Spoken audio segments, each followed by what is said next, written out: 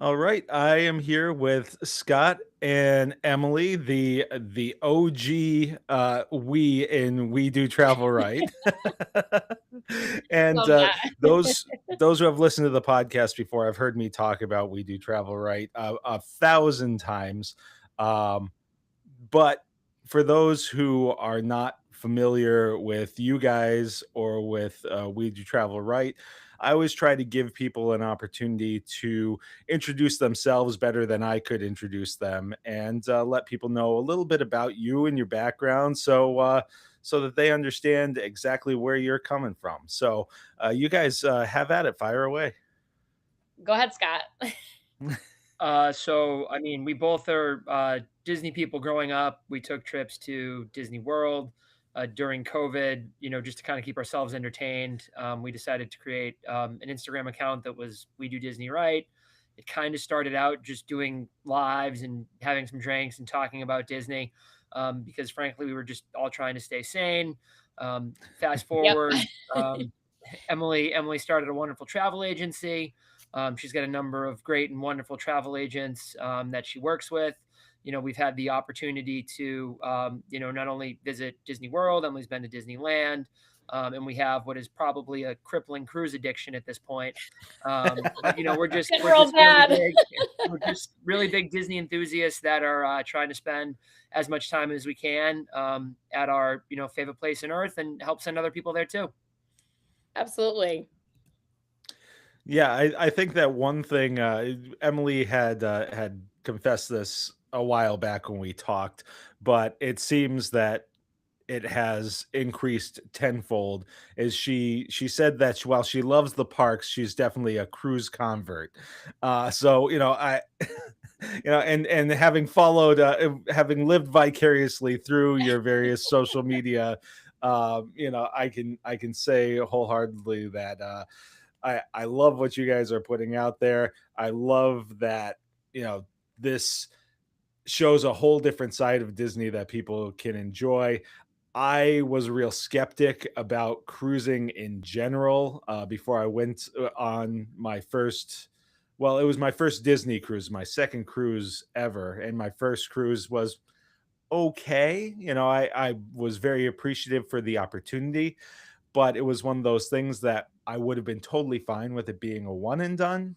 Yep. But then experiencing a Disney cruise kind of like opened up a whole different world for me. And while I'm not quite at convert stage yet because I Just wait. still, really love the Just parks, wait. experiencing the Disney Wish and another trip that I was actually on at the same time you guys were, Yep. as is the case with the Disney Destiny that's coming up in I February. know, and I can't Um, wait to see what you think of the difference between the Wish and the Destiny, because I think your head might explode, honestly. For Your sure, mind will be blown. for sure. yeah, I'm really fascinated because I don't really know. I have no other point of reference outside of the Wish. Outside of social media, I really don't have any firsthand experience with any ship other than the Wish. So I'm really interested to see the differences between these ships, even being the same class, but uh, created with different theming, and Mhm. even created and built under very very different circumstances in the Yeah. world. So I'm really looking forward to that. But before we get into that, you guys, again, me living vicariously through you guys in social media, you guys had quite the holiday season. You guys spent a good amount of time experiencing the holidays Disney style. So I'd love to hear a little bit more about your experiences there, and just talk a little bit about how that Disney touch and that Disney magic influences a season that is as magical already as the holidays and being with family can be. Yeah, I mean, the holidays at Disney are incredible. I mean, seeing the trees alone, like at the different resorts and at the parks, it's just there's just something that's special and just magical about when Snope comes raining down you on Main Street. And for those who don't know, Snope is actually it's snow, but it's Disney snow, so it's made out of soap. Um, but I think that what we've always gone to Disney World for the holidays. We've always gone down there for Christmas and New Year's. And when we discovered cruising, we kind of retired the New Year's aspect of doing New Year's at the parks because it's so crazy, it's so busy, and we've just found that doing New Year's on the cruise ship is the same kind of magic, but it is just way more manageable and Mhm. way less people, way less craziness, and more enjoyable for everyone. So, like, it was midnight. We kind of, grabbed some waters, like hung around for a little bit, and then we all went to bed, as opposed to like when you go to Disney World for New Year's Mhm. and you're waiting for the buses and you're waiting by the time you just get out of there it's craziness. So we kind of liked that we had a little bit of both for this trip, where we had like the good stuff about Disney World, and then we got to leave that and think fondly of it, and then move on to a cruise and enjoy that aspect of it. One thing I always think that Disney just does such a great job of too is, even just when you go to the parks, normally there's so much to see, experience, and do. And with all of the different overlays and like live entertainment offerings that they kind of add in addition, both at the parks and when you're on a cruise, it really kind of brings like a whole new vertical of things for you to Mhm. see and experience and do between the decorations. Like I said, the live performances.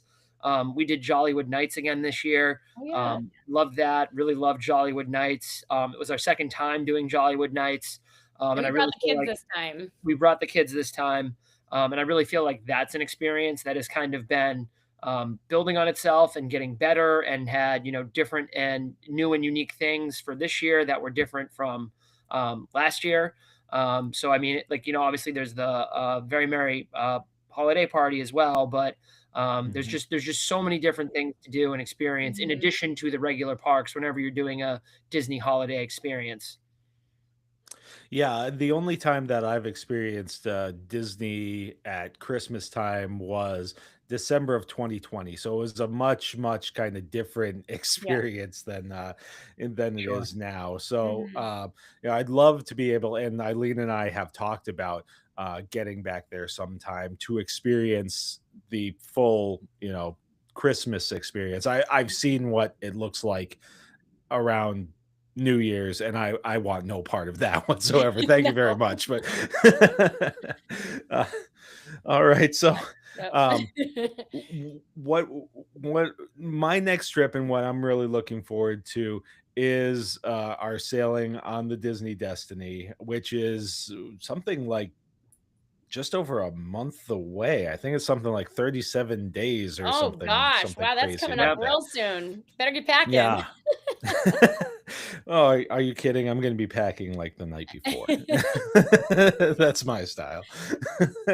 I mean, listen, Uh, that's what I do too. Scott, oh, he's like packing now for it. But I like the pressure. I like the like, ooh, oh man, I gotta do it or else. Like, and then doing the last minute. well, the thing too is, I may set a few things aside that I know I'm not gonna wear between now and then. Um, this shirt not included, because it could be 27 degrees outside and I'll still bust out a Hawaiian shirt. Um, but the big thing for me is when the dog sees me packing a bag, the dog knows at this point, and Oh the yeah, dog for gets sure. super stressed out, which, I get stressed out enough about, about getting to my destination. When I'm actually traveling, when I'm at Disney World or, on a cruise or something like that, I'm not stressed out. But leading up to getting to the airport and getting on an airplane, you better believe that my stress level is here.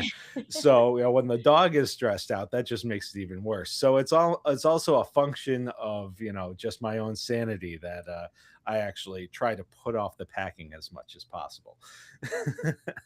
I'm sure So, Eileen's gonna be looking forward to this cruise though, because it's during school vacation. So she's probably oh gonna yeah. really, really need that just break, little moment of time out there.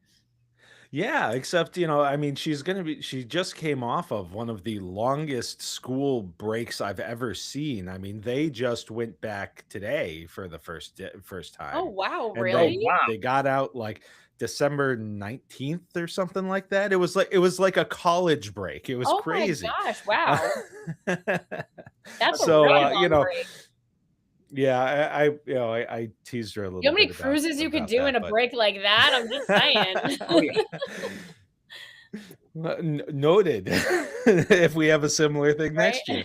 Um, so I'm looking forward to this. So is Eileen, um, and I really am looking forward to talking with you guys and kind of getting a sense as to what I can expect from this ship. And the first thing that I usually ask when I'm asking people about a new experience is when somebody like me, or just somebody that you're talking with, asks you about the Disney Destiny, what's the first thing that comes to mind that that you just have to tell people about? What's the first story or the first impression that you're just like, this is what defines this experience?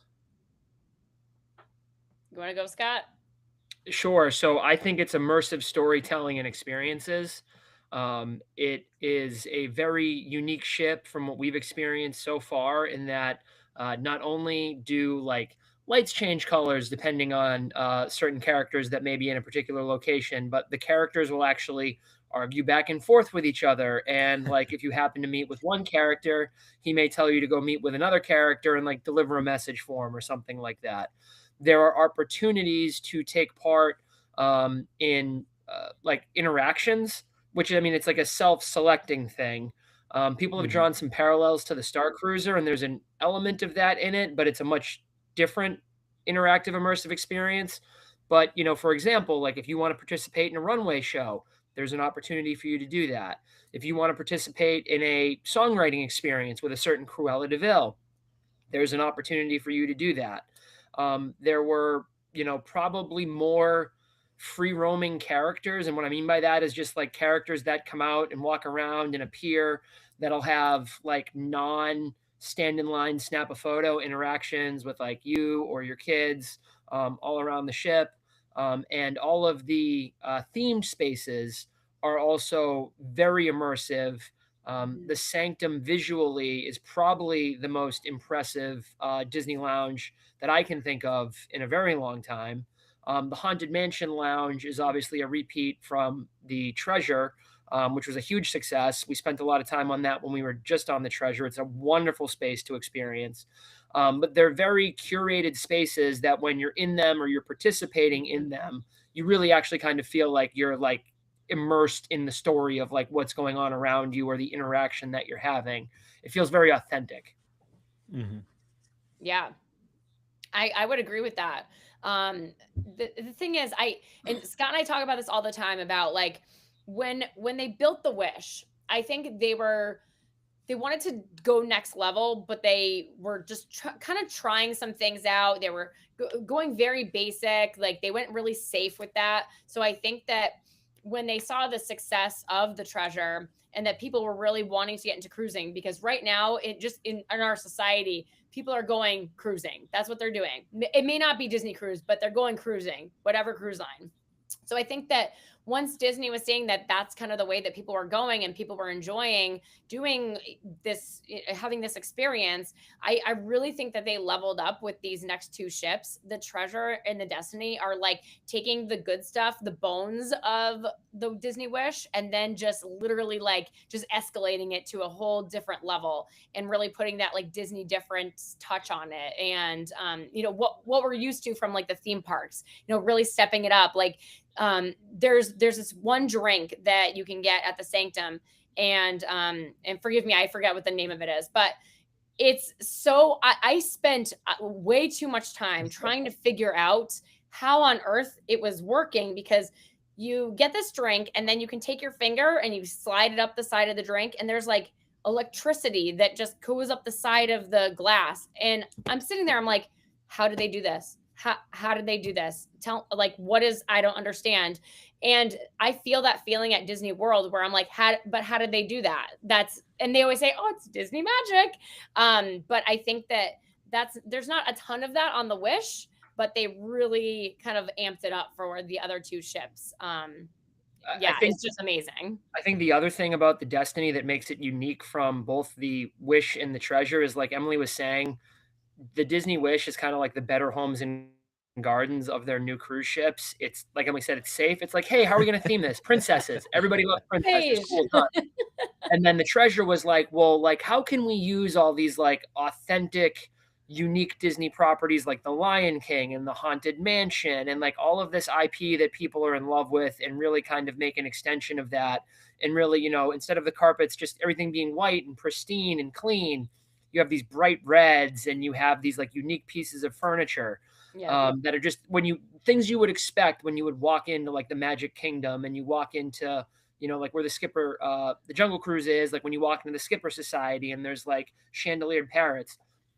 The Destiny is edgy if Disney can be edgy, if that makes sense. Like it's heroes and villains, but there really is a big emphasis on villains. Loki and Maleficent feature prominently. Mhm. And Dr. Facilier, I saw him all over the place. so That was there cool. there's a real emphasis on like the bad guys, Mhm. which I think is interesting because some of this is probably an initial iteration for the Villains Land that is forthcoming. And Villains Land has been something that for as long as I think anybody has been a Disney Mhm. fan, Villains Land has been a thing that like people have wanted and wanted to experience. And so in the way that like the Treasure was like, how can we really take our unique Disney authenticity, our storytelling, and tell our traditional Disney stories, the Mhm. Destiny's like, oh, we have these fun characters that people have wanted us to explore for a long time. Why don't we kind of push them front and center and see what happens? Mhm. Emily and Scott, you mentioned the Haunted Mansion lounge, and you mentioned the drink at the Sanctum, and both of those really brought me back to the last conversation we had, where you were discussing the Disney magic of the ghost fish, and so I just Yes. harkened back to Like, that, how and does that that kind work? of. So we've you guys were also mentioning theming of this ship, and I think that that's one thing that maybe some people, especially people with kids, have questions about. It's just like you mentioned, it's a little bit, quote unquote, edgy, but really looking into now, for example, we're not a big Marvel family. Like, I enjoy some of the Marvel properties. Um, Eileen's seen maybe a handful of them that I've dragged her to, and and Megan basically has an understanding of it from her cousins. So between that and the villains, um, is this something that people who are either not completely familiar with the IPs or maybe a little bit hesitant about. I mean, we have a picture also of Megan when we did the artist point dining at Wilderness Lodge, like cowering in the corner with the evil queen. So, these are the kinds of things that as a parent and as somebody who has a little bit of knowledge of some of this IP, but is also traveling with people who don't have as much. Um, is this going to translate for those kinds of cruisers? Yeah, I mean, I think that the so the great thing about Disney cruises in general, and I mean, probably just generally cruising, is that you can kind of pick your own adventure. So you can have as much Disney or as little Disney as you want. They have so many things that are jam packed in the Navigator app, so you can go through and find things that you are interested in, that you want to do, that you want to explore. I think that Disney does a great job kind of understanding that not everyone is into the whole Marvel universe, but they make sure to like have like the classic Marvel characters like Spider-Man. Like you'll see Spider-Man, like everyone knows who Spider-Man is, doing his thing. So like even though you have like a Loki, you also have Spider-Man, which everybody knows. So Mhm. like I was saying, like I think that it's kind of like as much or as little as you want. The villains, what's nice about them is they're not like these They're villains, not the villainous. Disney villains, they're not like bad, you know, like they have they're just like they're misunderstood, like they say in the show over at Hollywood Studios. They're misunderstood. So no villain is making it like a scary experience or anything for the kids. I will say with a limited exception, I think Maleficent was very deadpan, so kids could maybe take that as a little scary, but I mean, it wasn't like a frightening kind of thing. Um, yeah. What do you think, Scott? I mean, I think that's 100%. I mean, you kind of obviously get to pick and choose, and like I think even in the villains that they chose, like Loki is a very charming, like adept, like suave individual. Dr. Facilier is kind of like the same vibe. And Mhm. obviously Mhm. Disney's kind of like going for representation of like different classes of people and the choices that they're making. Maleficent, although Emily's right, like of all of them, she's the probably most like actual villainous one. But everybody knows about like the dragon in the parade that comes down Main Street. So it's like it's kind of another like safe play. And then Mhm. my interpretation of like the Cruella that's on the ship, it's the classic Cruella, but it's more like the Emma Stone variety. The emphasis more about like fashion and her being into like fashion and Right. Like herself. no one's talking about the Yeah, puppies. Like no no one's one's no one's going there. no one's talking about murdering puppies. Like, it's more just about how wonderful she is, darling. Like, it's Yes. very much like a, old school Cruella with, like, an Emma Stone interpretation of it. So that said, I mean, Captain Minnie is the captain of the ship. Like, you're gonna see Donald, you're gonna see Daisy. All of, like, Yep. the Fab Five and more are gonna be there. And they're in superhero outfits for one of the days. And Yeah, it's so, so so it's cute. super cute. You still have Royal Gathering, which if people aren't familiar with it, is a free booked experience where you meet with all of the traditional princesses. So if you have a daughter who is again just full send princess, Royal Gathering is a great option to still have the opportunity to meet the princesses. They have Adventure Tea with Royalty also on the Destiny. That's probably going to be a little bit different than the one I saw on the Treasure because that experience is led by the storytellers on the ship, which the Destiny has Mhm. different adventurers than the storytellers that are on the Treasure. But there's still like a lot of like traditional cute characters. It's not like you're getting cornered in a hallway and held up for your lunch money by any of the villains or anything like that. Although that would kind of be funny, honestly. So, talk a little bit about the storytellers and like the role that they play on the ship, especially for somebody who hasn't cruised Disney. That I think that that can be an aspect that is a little bit foreign to some. Yeah, I mean, the storytellers are basically like this anchor of the ship, and they're there if you want to engage with them and go to some of the different things that they put on, you can. And they have different levels of things that they do. So they'll do some shows in the atrium that are like funny, humorous for like retellings of stories. Like old classic Disney stories, and they get like audience participation. It's really fun. It's funny. It's supposed to be like comedy. And then they'll show up sometimes like at adult activities, or they'll show up at the Adventure Tea. So they kind of are like these anchors of the ships where you see them all over the place, and you can kind of go to their different activities or engage with them, talk to them if you want to. But it just kind of gives like a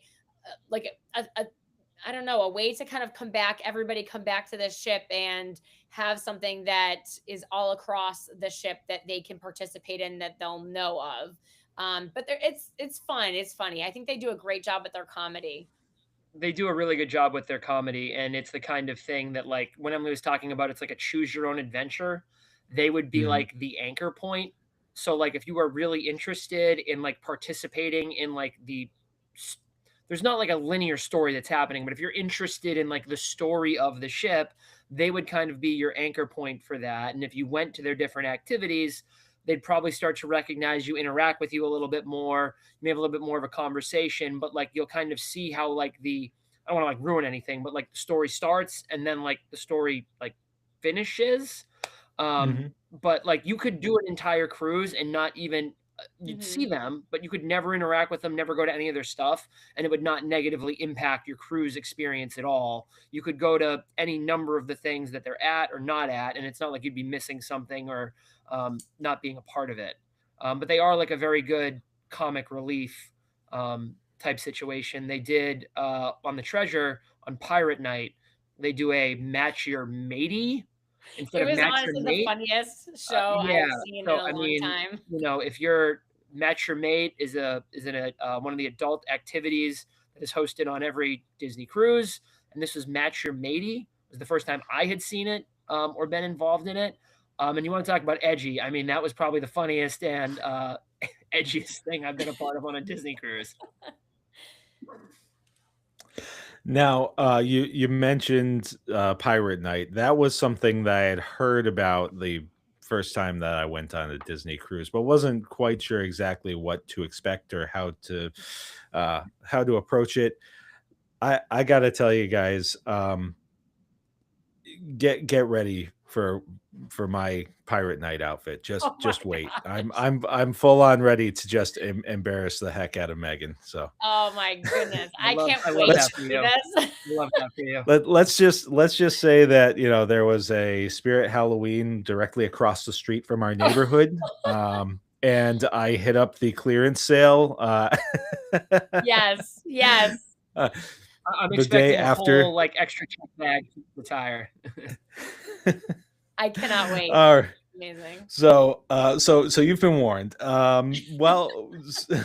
So one thing that's always big on a cruise, regardless of the cruise line, is the dining and the dining options. Obviously, Disney cruising, you've got the rotational dining and everything like that. But talk a little bit about the specific, offerings that there are on this ship, the different dining options, and anything that maybe stood out to you. I know that you guys are also a big fan of the brunch as well, so we can Heck certainly yeah. dive into Of that as course. well. Well, I think that one thing about Disney Cruise is that you'll never go hungry because there's so many different options for you for all different meals. And a lot of people don't know that room service is free. So you can order room service whenever it's open 24 hours. So if you're like, oh man, I have the late dining, which is like the 8:15 dining. Oh, what if I'm hungry at dinner time, like 5 o'clock? Order room service. There's quick service galore. I mean, I love that they kept the quick service the same from the Wish because that was, I think, one of my favorite things about the Wish was the quick service. And then as far as like the rotational dining, uh, I think it's hard to kind of talk about the Pride Lands in any kind of real way because we did do a preview cruise, and I think that Mhm. at that point, I think we were like the first show that they did or the second show that they did. So it was like I think they were trying to work out some of the kinks. And it was kind of like that when we saw Coco too in the beginning, is they're trying to figure out like what works, what doesn't work with the AV, with the sound, with the lighting, with the stage movement. So Mhm. that one was a little tough because we were pretty far in the back. So it was loud, but it was hard to kind of see what was going on. But from the feedback that I heard from some of my travelers who went over the Christmas break is that they loved it and they had no complaints about it. So I think that they probably have worked out at this point all of the kinks in that area. Yeah, so then, I mean, you also have 1923, which is on the Wish, the Treasure, and the Destiny. I believe, correct me if I'm wrong, though, the default 1923 on the Destiny is the Night 2 1923 menu, I think. Oh, I have no 1923 is a idea. couple of different menus. It's one or two, maybe it's the four and the fives. I have no idea. And then you also have Worlds of Marvel, which is also similarly on the ships. But I believe I believe um, Destiny is the night 2 showing of Worlds of Marvel, Yes, which which is the better one. It's a I better find one. to be the much better one. I think it's far more engaging for the kids. It's a lot of fun. I think the menu's a little bit better. So the rotational dining options are the same, but they're a little bit different on the Destiny versus, the Treasure and the Wish, obviously. And then, I mean, we are huge fans of Palo. Um, Palo is one of two adult-only restaurants on the Wish, the Treasure, and the Destiny, along with Enchanté, which is more of like a French style and inspired restaurant. But my favorite meal of all meals is Palo Brunch, which, if you want to talk about not being hungry, I'm pretty sure you could have Palo brunch and then like not eat for a week and you would not be hungry. It's the best It's a food lot. on Yep. the Disney Cruise Line, in my opinion, and it is an unreasonable amount of food as well. And even if you say no, they're still going to bring it to you. So it's so much food, but it's so Yeah, good. they like bullied you into getting dessert. Like we were begging them, we're like, please don't bring dessert over. And they bring it. And then you're like, oh gosh, you're bullying me to eating this now. Yeah, it's brunch, but there's chicken parm, there's pizza, there's lasagna, there's like an unreasonable amount of like pastry and like antipasta with like crab and tuna, and then there's Oh my cheese gosh. boards, and it never stops. But Yep. it's all of the You'll food's never go amazing. hungry on a Disney cruise. No, That is for no, sure. we will not, for sure not. So outside of the world famous, thanks to your social media, world famous Palo Chicken Parm. Are there any favorite dishes that you guys have? It could be from any of your sailings, on any ship. Is there anything that you're just like, you know what? When I had that was it. Oh my gosh. I had this chicken one. I call it first night chicken. And See, I was it was setting her up on for this. it was on Yeah. Good Fantasy. It was literally, I remember, when you like you eat something and just your world stops because it is that good, and you're trying to recreate that every single meal then after. First night chicken, I don't know that I'll ever experience that again. I don't even know what was so special about it, but it was the best meal I had. So I've had some really good meals, but that one for sure. I'm chasing that. I'm chasing it every time we cruise. That's why we keep cruising. I just want first night chicken. She says it every time we cruise. I mean, like the staples are like, if you ever have a cruise on Animator's Palette, what pure sets? I always say that wrong. Like, Yeah, I don't know how. I don't know how to They're say little it. pasta things that like are triangles. Yeah. Yeah, I just kind of assume they're all like raviolis, but they're not. So like they have some fancy name, but everybody loves those. There is a lobster tail that is on the 1923 second night menu that my son made me take him to in my full suit, ready to go to Palo because he likes it that much. There is Donald's Tacos on deck 11. I mean, you haven't done a Wish Class cruise if you haven't had the tacos from Donald's Tacos. Those are just absolutely amazing fire. The Coco Show, the actual Coco Show night, because there's two on the Treasure. There's like a mariachi performance night, and then there's like the actual Coco Show. The chicken enchiladas are like the most wonderful thing. They are so good. I would have them for a meal. They're actually an appetizer, but like that and the empanada, honestly, everything on that menu is just, I think it's amazing. I think it's really good. I'm sure if you live like in Texas or the Southwest, you might have a different opinion, but like as a Northerner, checks the box. It's wonderful. It's amazing. Love it. Get it every time. And then really, like, honestly, like most of the restaurants have like a beef or a steak option. That's always tremendous too. And then the last thing is dinner at Palo Dinner, has an asabuco on the menu, which is probably the only time you will catch me ordering something other than a steak when I'm at like a fancy restaurant, because it is that darn good. It's my first night chicken. But not chicken.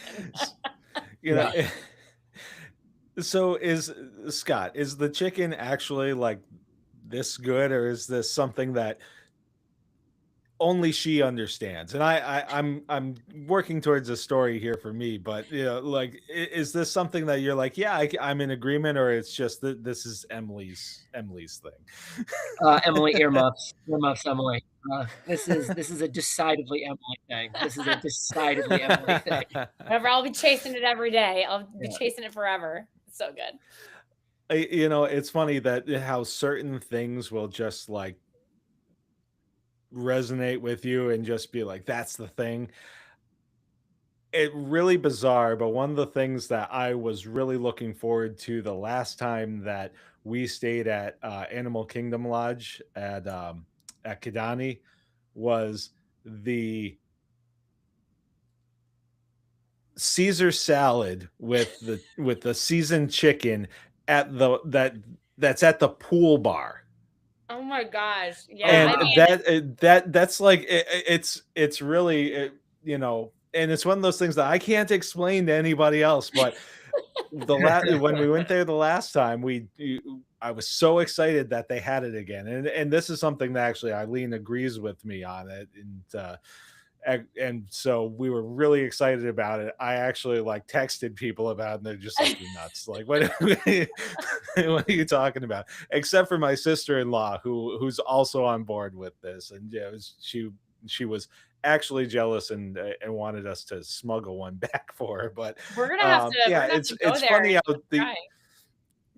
it's funny how we have these things, you know, and honestly, you could go there and try it and just be like, I have no idea why this is, Right. but Who for me, knows? that's just one of those things.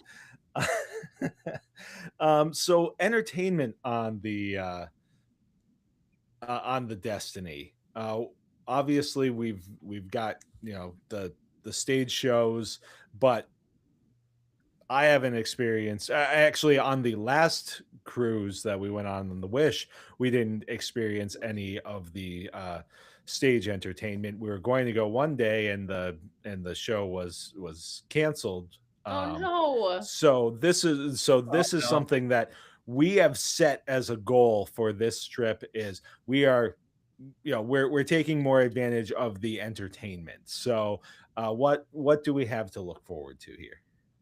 Okay. So Um, I think one of the nice things about Disney is that they have this massive catalog, and they really can kind of pick and choose what they would like to do for shows. And you haven't seen any of the shows, but like Aladdin is a really it's so good. The Genie is hilarious.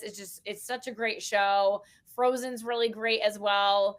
Little Mhm. Mermaid is another wonderful show. There's a lot of great shows, and they decided to go with, of course, because it's heroes and villains theme, with Hercules. And Scott did not love Hercules. He actually has a lot of strong feelings about his dislike for the Hercules show. I thought it was well done. I liked it. It felt like maybe 15 minutes too long. You know that feeling when you're like watching a movie and you're like, if they just ended like right there, that would have been good. Like I kind of Mhm. felt that way. Um, Scott just has a lot of strong feelings about that show. It's like My First Night Chicken, but in reverse. Um, and I had the thing was is I'm not a sit still person. My personality, it's very difficult for me to sit still for any period of time. So like I am by no means a Broadway specialist. I had been to some Broadway shows. I walked out of most of them when we had gone to them at the Bushnell in Hartford. Um, but so I had seen Moana. Moana was amazing. It really knocked my socks off. Like was like, you know what? Like maybe I can do this Broadway thing. And Emily had forced me to go to it when we did a preview selling of The Treasure. She's like, you have to do this. So I went kicking and screaming. I was like, you know what? I enjoyed that. Amazing. Had a great time. Loved it. Um, I Hercules never was my heard the second end of unfavorite. me making him go to Hercules. I'm still hearing about it daily. He's like, Yeah, and then you took me to Hercules. And I'm like, yeah. wow, we're bringing that up again. But so then everybody told me my opinion wasn't valid because I hadn't seen the other shows. So I've now made it my mission out of spite to go see all of the other shows. And each time I see a new show, with like maybe the exception of Believe, I feel like it validates my opinion more about Hercules. Um, I think Frozen's great, Aladdin's great. Like Believe, I think a lot of people are going to disagree with Scott on they this because are. I am a in the lot of minority. people I have am in the enjoyed minority on Hercules. this. I am in the minority on this, but like I was underwhelmed by the Titans. I just feel like I feel like there's a lot. It reminded me of watching a guy on a stairmaster in the gym. That's all I'm gonna say. Is like there's a lot of walking up and down the stairs. There's just like a There lot of was. walking up and down There stairs. was. Like and I have the way they decided to interpret Pegasus for me doesn't exactly like, it wouldn't have been my first choice for how I would present that character. So like there were just a lot of things that just for me were a miss. But again, I am decidedly in the minority. But I did love Hercules. Like I was a kid of the '90s. Like loved Hercules, loved the movie. And there's a lot of Hercules on the Destiny. There's Cafe Megara. The rooms are themed Hercules. So I love that they went into their catalog and found like a underutilized character that they have. But in order to get me back to that show, it's going to require Beckham holding my hand and telling me that, Dad, please take me to this show. Because she will. She loves Hercules. You know that she's going to make you see it again. It ain't it. It ain't it. Tiana's the crown jewel for me, I think, or Aladdin. Yeah, I was gonna say, is it, you know, given the era in which, you know, we grew up, is it that you're a Hercules purist, or was it just, you know, just felt that the execution of the story or the characters wasn't quite it? So I don't know that I would fall into a category of like Hercules purist or whatever. Like I feel like I could be persuaded either way. There's clear, like, to be clear, there is a ton of production value that goes into it. Like it is from an execution perspective, it's a well thought out, well done out, executed performance. And the actors are so talented. Like their 100%. voices were amazing, incredible.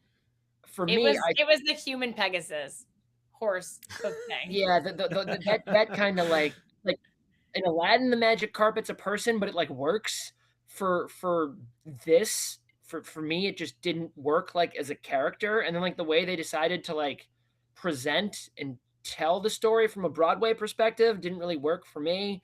And then in my mind, again, maybe just because I didn't enjoy it, they pulled out like a song that I don't think is actually in the movie, and it's like right in the middle of the show, and it felt like it was like 20 minutes long. Like I think that was the part for me where really I was like, oh my God, like where are we at and where are we going? But again, to be clear, I am decidedly in the minority.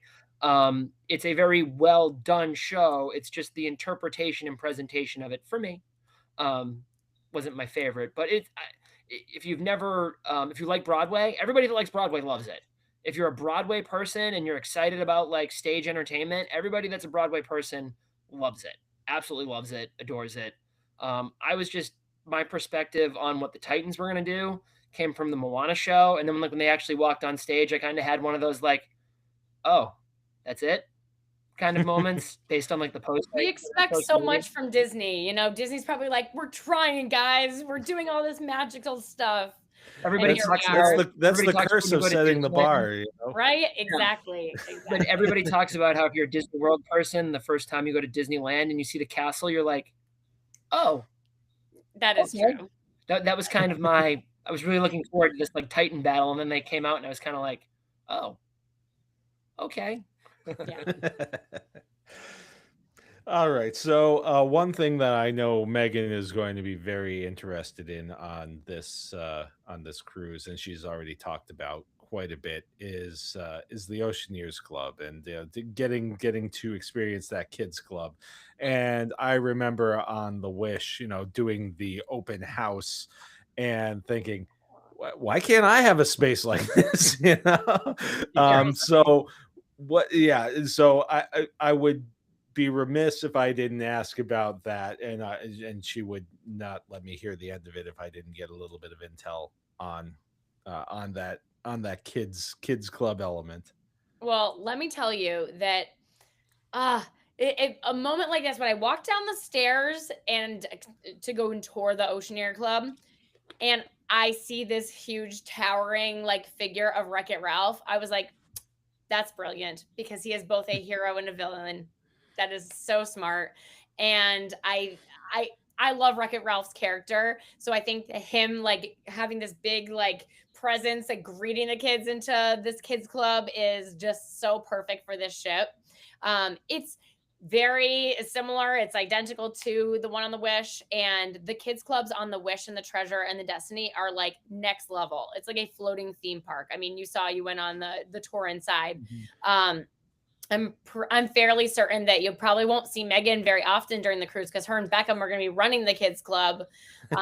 We tried to pick her up a couple of times when we were on this past cruise, and there were definitely moments where she peeked her head out because they had called her over because we were there to pick her up, and she was like, "I'm busy. I have things that I'm doing." I'm like, "What are you doing in there?" She's like meeting with people. Like, I don't know what's happening back there, but she was so engaged, like loved that. Disney knows exactly what to do when it comes to how to have the parents enjoy themselves, how to have the kids enjoy themselves, because you take care of the kids, that takes care of the parents, and it just that whole area is so perfect for kids. Like, it's I wish we had that stuff when we were growing up. How cool is that? Love that. Okay, Yeah, the kids well, are all. sorry, go ahead. Do you I have? didn't hear what you said. Oh no, I was just saying all of the kids clubs on the Wish class ships, Edge and Vibe also are Mhm. just next level. I would affirmatively choose to hang out in them if that was allowed. Yeah. All right. So while the kids are away, there's obviously the adult time. And it's one of those things that, especially for first time Disney cruisers, they're anticipating that this is going to be 100%, designed for families and for kids. But as you well know, and as I discovered, and I think Eileen knew a little bit better, um, there is the opportunity for the adults to get away and to be able to do some quote unquote adult things. Um, and I gotta say I loved the 7 nights 7 dates thing that you guys did It was on your fun. last trip. Yeah. I think that was a terrific idea. Thanks. Both from It was really cool to do because we were realizing as we were kind of planning it out and thinking about what we were going to do that a lot, if not most of those things that we did were free. So it was kind of a nice reminder that like you don't have to continuously like be spending money. Like there are things that you can do that are absolutely free. I mean, like we yes, we bought popcorn, but you can bring your bucket from Disney World if you have a bucket and get a refill. But like you could go see the new movies, like movies that are just released. Go have a movie date, and I mean the cost was so minimal. Getting room service, just sitting out on your veranda, like just you can have so much fun and do as many different things as you want, and it doesn't have to break the bank.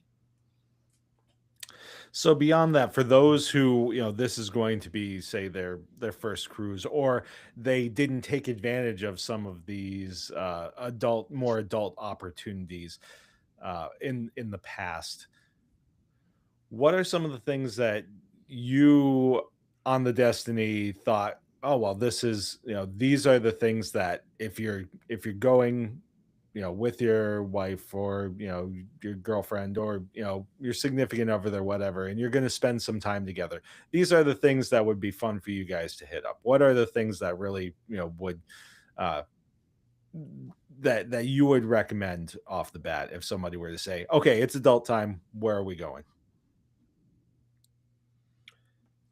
So, I mean, I think the wonderful thing about cruising is that there's no one size fits all recommendation because if you're the kind of couple that wants to go relax and you want to try to get like a day pass to the rainforest room or you want to get a couples massage, you want to do something at a spa, like that's your vibe.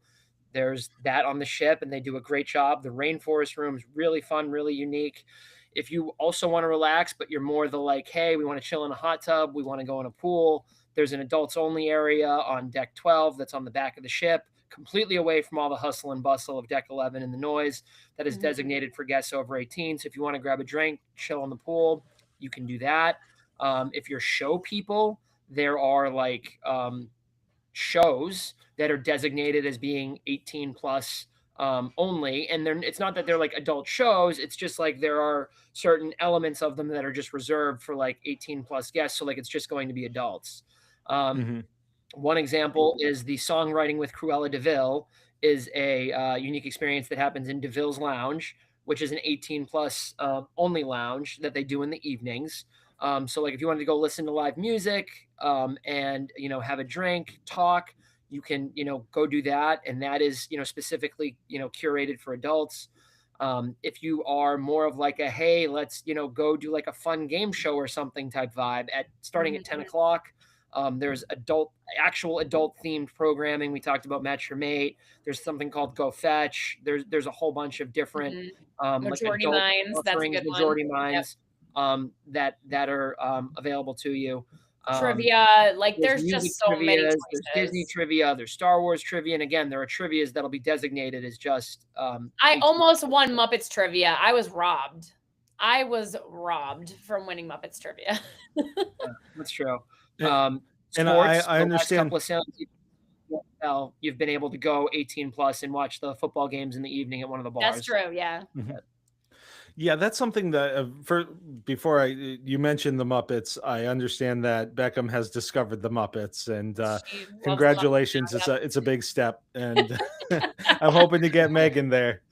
Uh, Oh, don't worry. After their cruise together, I mean, they're gonna be like 100% into the Muppets.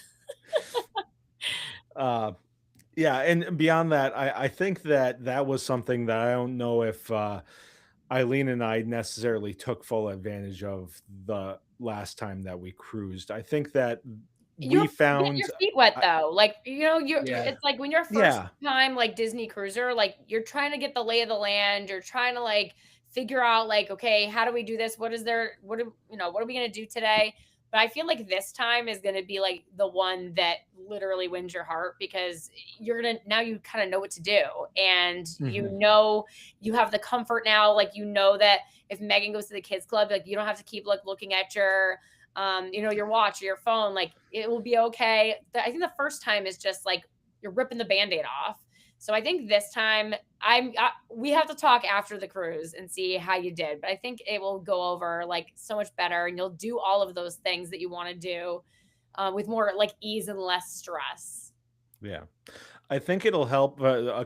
I think it will help from the standpoint too that we'll have 2 sea days, so that will help as well. Whereas on the last trip we only had one, and I think that we just settled into a comfort zone. We found, I think it was called the Cask and Cannon on the Wish, and we found that, and they had a few good beers that we were into. So it's just like, okay, that's our evening nightcap spot, and that was kind of like just became the default, Yep. and so we didn't really adventure much beyond that. And I think too, we were also, and we probably shouldn't have, but we were like, well, this is a family trip, and we were feeling guilty about Megan being in the kids club and not with us. And so it's just like we were actually limiting her time there a little bit. So we didn't have as much, of the flexibility with the us time, so to Yep. speak. And I think this time around we're going to be a little bit more on top of everything else. Megan's a little bit older, a little bit more Yeah. independent, so maybe we won't feel quite so guilty about quote unquote dumping her off, while we go do something. Just Um, wait until she starts like she'll eat her meal and then she's like, "Oh, all right, well, see you guys later. I'm heading to the kids club." Like it gets to that point where, we keep saying to each other like it's their cruise too. It's their yeah, vacation too. And if they want to go do something, either with their new friends that they made at the kids clubs, like if they want to go to the kids club and meet their friends, if they want to do something with us, if we want to do something one-on-one with them, like it's everyone's cruise too. So it's okay to like have those little moments with each other, together and separate. Like that's okay. it really is amazing too how kids will just like, it's just like, okay, we're friends now. uh, we uh we actually, when we sailed on the Wish, because we were a party of three, we ended up getting sat with another party of three who also had uh a 6-year-old daughter. So You know that Disney by does that on the purpose. by They day do by that. day two they were like plotting against us, and planning on their trips to the kids club and such. I And I love feel like you and I, we were on the same cruise, but I felt like we were very much like ships passing. There was that one Yep. we did get together once, but otherwise it was just like, Yeah. uh Like, it's yeah, like everyone has kind of their own, like, schedule. Like, you see sort of some of the similar people, but you're also, like, on your own track of, like, what your what you're doing at that time. So Yeah. All right, so we are getting up against the time, so I just wanted to close with, if you were to give any advice to anybody, this is their first time either experiencing this specific ship or their first time experiencing a Disney cruise in general, what advice would you give them as they're approaching the trip? want to go first, Scott? Sure. Number one, make sure you use the travel agent that prepared you adequately to know what you're walking into so that the first moment you board the ship, you're not hit by this wall of overwhelming, oh my God, what have I gotten myself into? Because it is Hmm. a process to even just get acclimated to what's going on around you. But what I would suggest is to go into it with an open mind. Just really like lean into it, try things you haven't done before. We've hit on this a lot, but there's so many different things to do on a cruise ship. Really try to be mindful of taking the opportunity to go to the different spaces that are on the ship because they're designed to have different engaging elements to them. Like no two spaces are really designed to be like exactly the same as one or the other. If you're a bigger group or a bigger family, I also just what Emily was talking about, it's your cruise too. It's not the theme parks where all 20 of you need to go to the bathroom at the same time and have dinner at the same sit down, lunch restaurant and then make dinner for this time before your pool break. Like leave room in the schedule for everybody to kind of have their own little me time, and then you guys will all get back together for dinner. But just give everybody the opportunity to maybe experience something different and try something. And it's really a very great thing because it has so much to offer and there's so much flexibility involved in how you want to go about your voyage. So take a look, you know, circle some ideas you might want to do, and then just, go into it with an open mind and ready to have a good time. Okay, so my advice is actually um, to set yourself up for success in your family vacations going forward, monetarily, because if you don't know about the placeholder system, oh my gosh, you'll never pay full price for a cruise again. And they just upped what the discount is for a number of the cruises too. So it used to be when you're on your cruise, you can buy your next cruise. You have to use it within 2 years.